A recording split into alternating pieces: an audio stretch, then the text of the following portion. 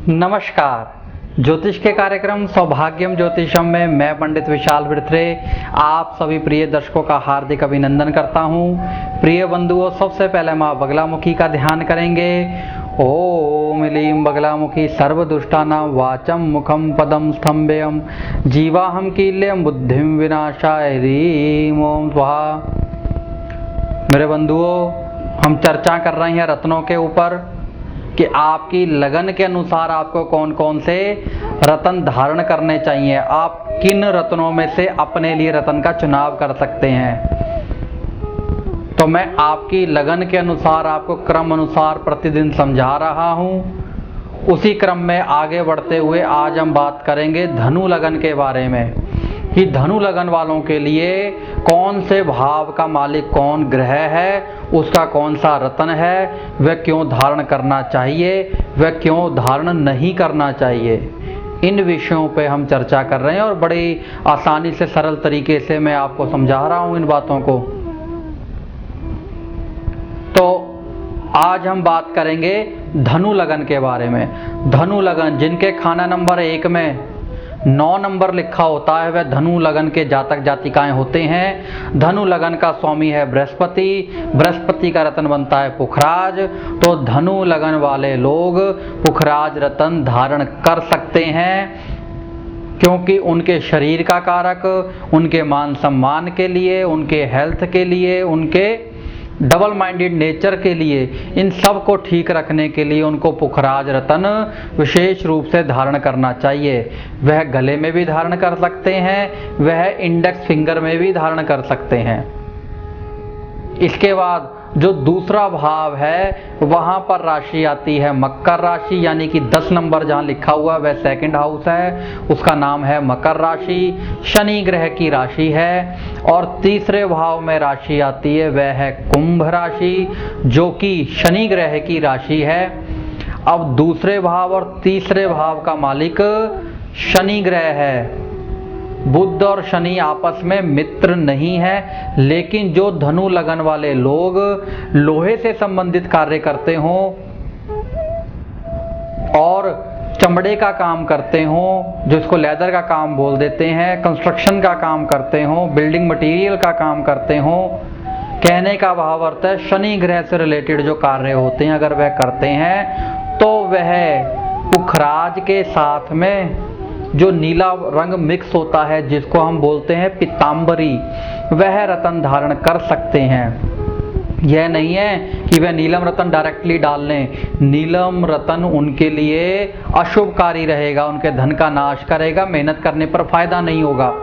अब देखिए कितनी विचित्र बात है कि अगर नीलम को अकेले डालते हैं वह नुकसान कर देगा, लेकिन अगर पीतांबरी के साथ डालते हैं यानी पुखराज के कॉम्बिनेशन में मिक्स करके डालते हैं तो वह आप लोगों को फायदा दे सकता है। उसका कारण कि जब आपकी जन्म कुंडली देखी जाती है उस समय धनु लगन वालों के लिए विशेष देखा जाता है कि कौन सी धातु में यह रत्न धारण करना है, पीतांबरी के अंदर पीलापन कितना होना चाहिए, नीलापन कितना होना चाहिए, यह सब चीजें मायने रखती हैं। इसके बाद कितने कैरेट का रत्न धारण करना है इनको, तो यह सब चीजें जानने के बाद पीतांबरी रत्न धारण किया जाता है।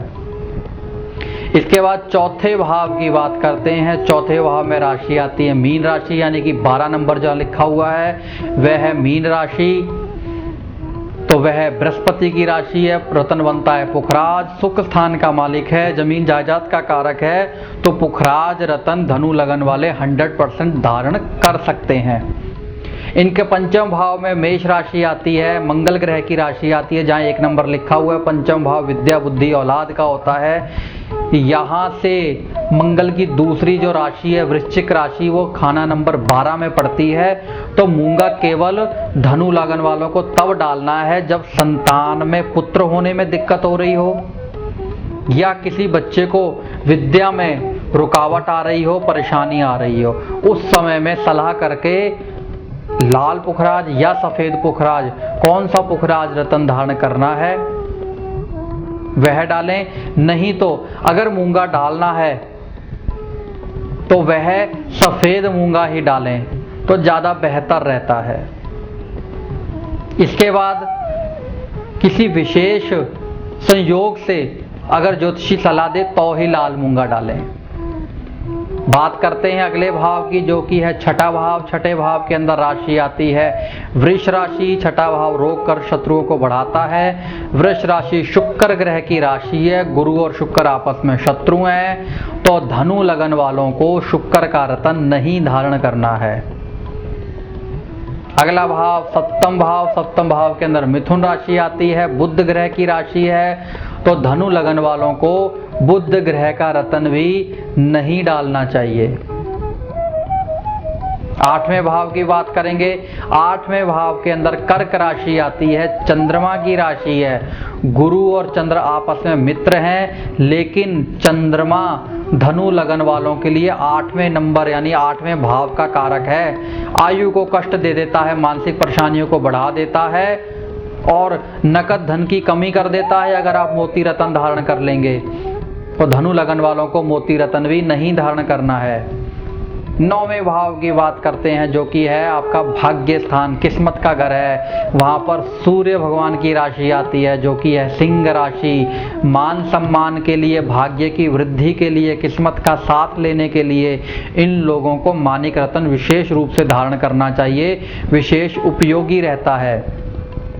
और कोशिश करें कि बर्मा का जो मानिक आता है वह ही धारण करें, वह क्वालिटी में अच्छा होता है। रिंग फिंगर में पूजा पाठ करने के बाद उसको शुभ नक्षत्रों में धारण करें।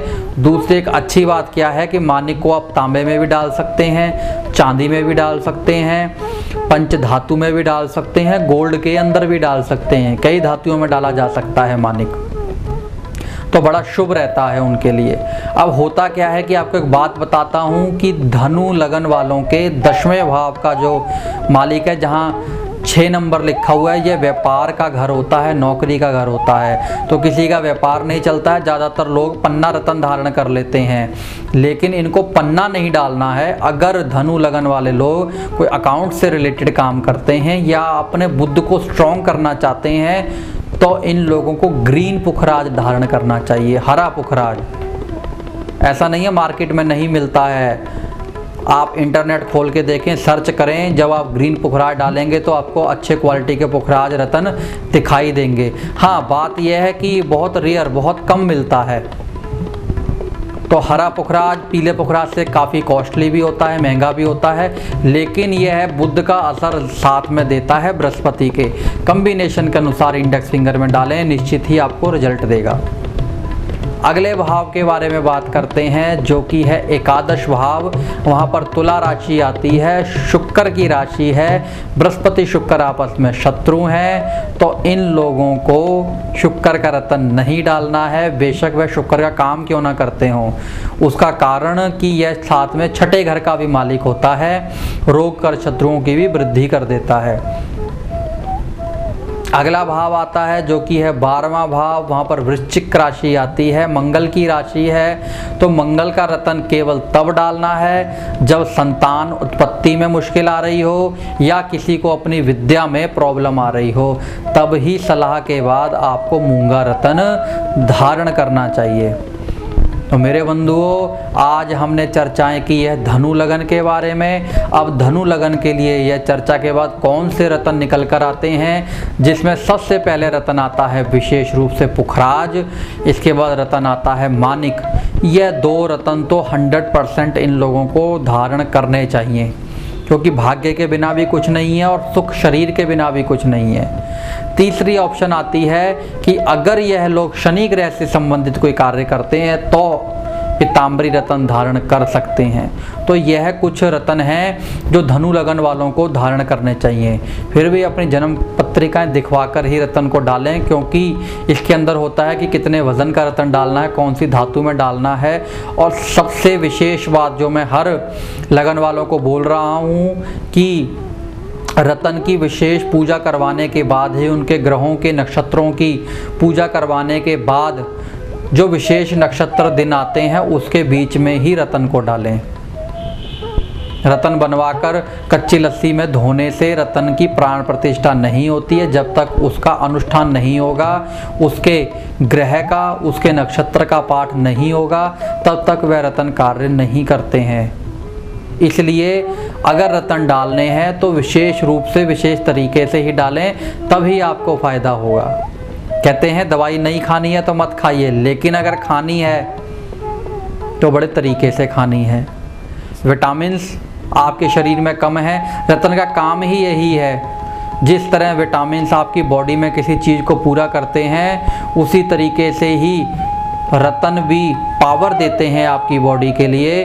तो जो ग्रह आपकी कुंडली में आपके हेल्प के लिए है, आपकी मदद के लिए है, उस ग्रह का ही रतन धारण करना चाहिए। तो मैंने आपको यह आज धनु लगन के बारे में जानकारी दी है। अगर आप मुझसे पर्सनली मिलना चाहते हैं तो मेरे मिलने के समय के अनुसार आकर मिल सकते हैं। इतना ही कहते हुए मैं पंडित विशाल बिरथरे आप सभी प्रिय दर्शकों से इजाज़त चाहूँगा। नमस्कार। अगर समस्या है तो समाधान भी है।